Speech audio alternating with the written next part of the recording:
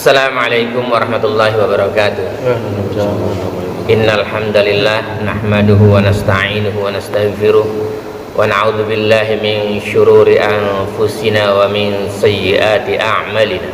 May yahdihillahu fala mudilla lahu wa may yudlil fala hadiya lahu. Asyhadu an la ilaha illallah wahdahu la syarika lahu wa asyhadu anna Muhammadan 'abduhu wa rasuluh.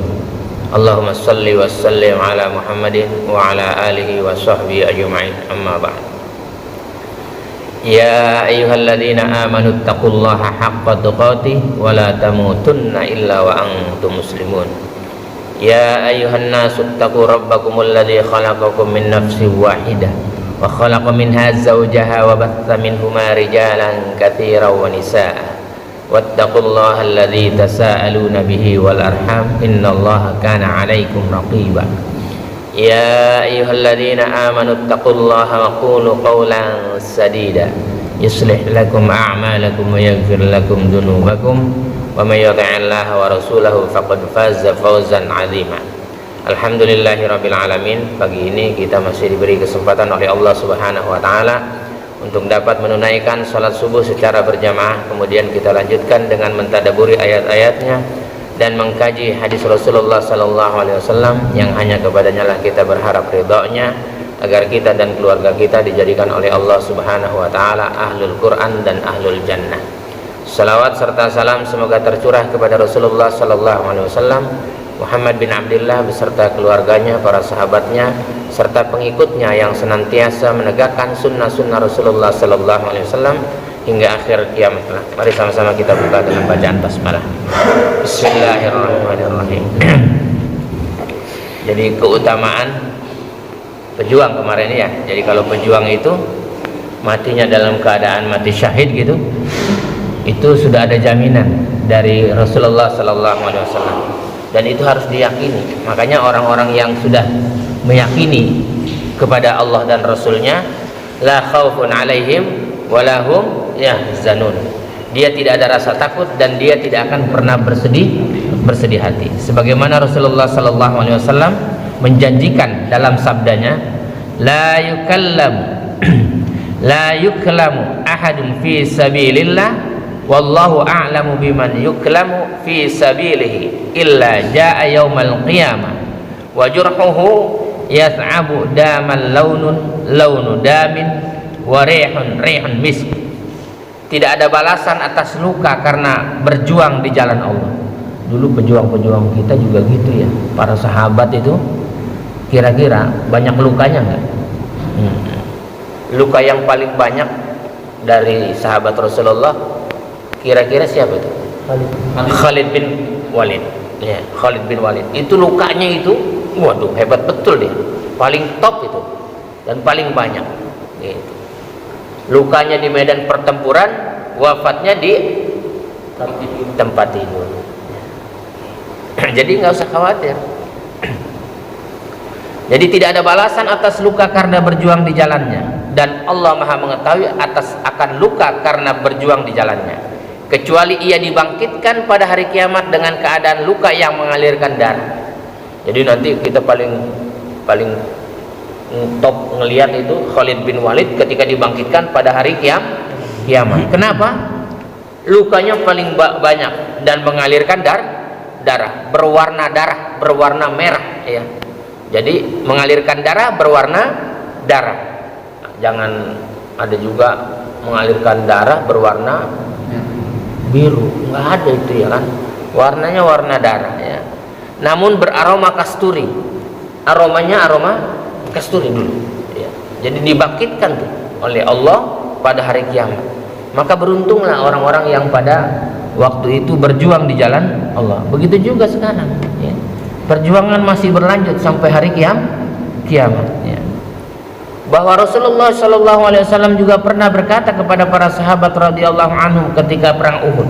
Ketika perang Uhud, Rasulullah sallallahu alaihi wasallam bersabda, "Lamma usiba ikhwanukum bi Uhudin, ja'alallahu arwahahum fi jawfin tayrin khudri taridu anharul jannah, takulu min thimariha wa ta'wi ila qanadila min dahabin mu'allaqatin fi dhillil arsh falamma wajadu tiba ma kalihim wa mashrabihim wa maqilihim qalu may yuballighu ikhwanana anna ana ahya'un fil jannah nurzaku li alla yazhadu fil jihadi wala yankulu 'idal harbi faqala Allah subhanahu wa ta'ala ana uballighukum annukum qala fa anzalallah.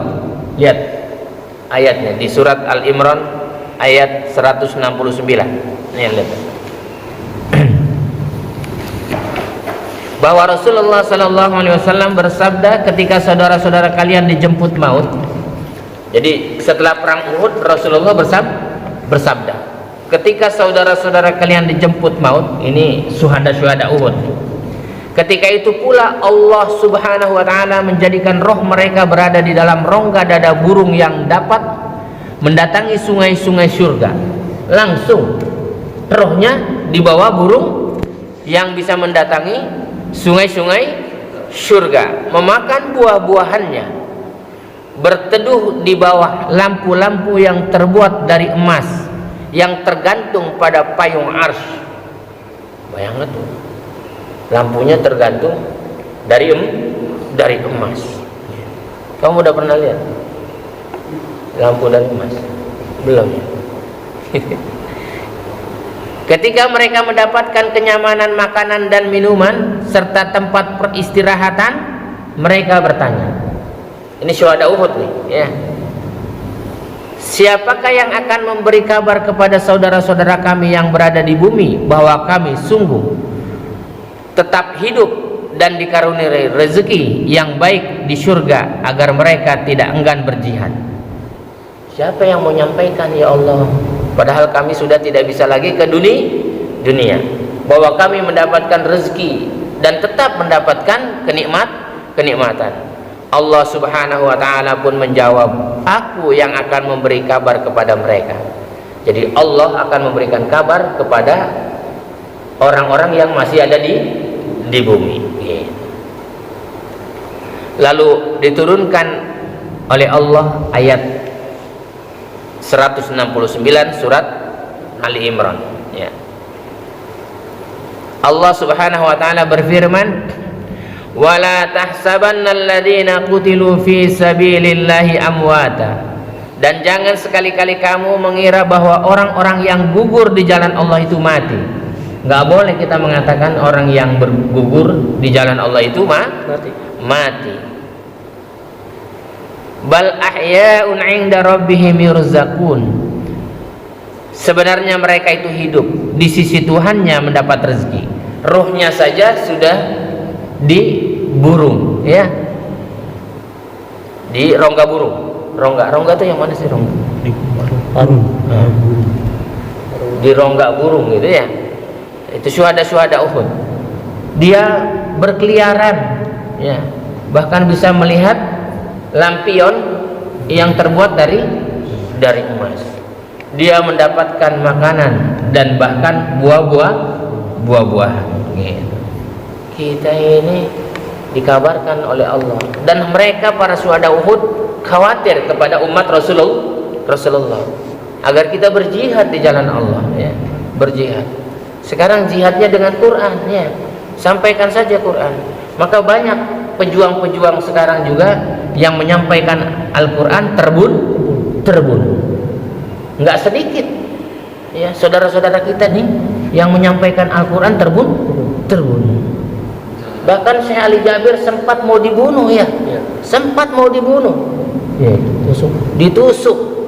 Jadi orang yang mau menyampaikan Al-Quran resikonya dia terbunuh.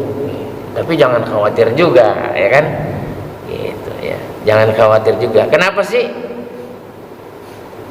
Bahwa Rasulullah sallallahu alaihi wasallam bersabda, arwahus syuhada'i fi hawasili tairin khudrin tasrahu fil jannati haitsu sya'at. Roh para pejuang yang gugur berada di dalam jiwa burung hijau yang berlindung di dalam surga kapanpun mereka inginkan. Woi, burungnya berwarna hijau. Kalau burung di sini yang warna hijau, burungnya apa namanya? Hah? Cicak hijau. Cicak hijau. Kamu hafal juga nama-nama guru? Enggak, Mas Samuel punya. Oh, gitu. Jadi pejuang yang gugur itu di paruhnya burung berwarna hijau. Jadi kesakitannya juga ketika dia terbunuh nggak kerasa juga, sebagaimana Rasulullah sallallahu alaihi wasallam bersabda, asy-syahidu la yajidu alamal qatli illa kama yajidu ahadukum alamal qarsa. Rasa sakit yang dirasakan oleh seorang yang gugur di jalan Allah tidak lebih daripada rasa sakit cubitan yang dirasakan oleh salah seorang di antara kalian. Jadi kalau dia terbunuh dengan pisau, dia nggak ada rasa sakit. Rasa sakit seperti dicubit, geli-geli enak gitu. Kalau dicubit itu kan geli-geli enak, gitu kan? Apalagi yang nyubit, yang nyubit gitu siapa? Istri. Istri mah enggak kali, ya kan? Gitu. Hah? Janda kembang. Yeah. Jadi rasanya kayak gitu. Ini ketetapan Nabi. Maka kalau orang-orang yang sudah meyakini dengan hadis-hadis Nabi, la khaufun alaihim, enggak ada rasa takutnya. Dia sampaikan saja Al-Quran, meskipun dia resiko terbunuh. Biasa itu, ya kan? Jadi rasa sakitnya yang dirasakan oleh seorang yang gugur di jalan Allah tidak lebih daripada rasa sakit cubitan yang dirasakan oleh salah seorang di antara kalian. Makanya Khalid bin Walid itu ketika dibacok luka-luka gitu, dipedang gitu, dia tenang-tenang aja. Gitu. Dia tenang-tenang saja. Bukan main bekasnya itu. Ada berapa kira-kira bekasnya yang terhitung? Yang terhitung di Khalid bin Walid itu ada 70 sayatan. 70 bekas pedang yang nempel di badannya. Ya, masih ada juga yang bilang sekian, ada yang bilang sekian gitu ya. Bukan setiap jengkal, setiap satu ruas itu ada. Kalau 70 itu. Berarti setiap perang kena sabetan ya? Setiap perang kena sabetan. Kenapa dia berani gitu? Kenapa dia berani? Kalau Khalid bin Walid berpikirnya gampang. Waktu dia jadi masih kafir saja dia berani, apalagi dijanjikan oleh Allah dan Rasulnya masuk surga. Berani. Itu mungkin biasa perang juga ya. Karena biasa perang. Gitu. Terpimin dibelajarin perang katanya gitu. Bukan diajarin perang. Gitu. Bahwa Rasulullah sallallahu alaihi wasallam bersabda, afdalul jihadi ayyu'qara jawaduka wa yuhraqa damuka. Jihad yang paling utama adalah jihad yang melukaimu hingga hampir membuatmu kehilangan nyawa serta darahmu menetes karena hal itu. Itu jihadnya seperti Khalid bin Walid, hampir mengambil nyawanya padahal masih hidup. Jadi ketetapan Allah itu nggak usah khawatir. Gitu. Kita mau meninggal di mana kira-kira? Tahu nggak? Ya nggak tahu lah. Siapa yang tahu meninggal? Nggak ada yang tahu gitu ya. Tanah suci. Iya. Meninggalnya di tanah suci katanya gitu ya kan. Ya. Mudah-mudahan kita termasuk orang-orang yang diwafatkan oleh Allah dalam keadaan mati syahid ya kan. Karena tinggal itu tuh orang yang mati syahid ya. Kan di surat An-Nisa disebutkan ya. Coba lihat dulu. Di surat An-Nisa. Surat An-Nisa ayat 69.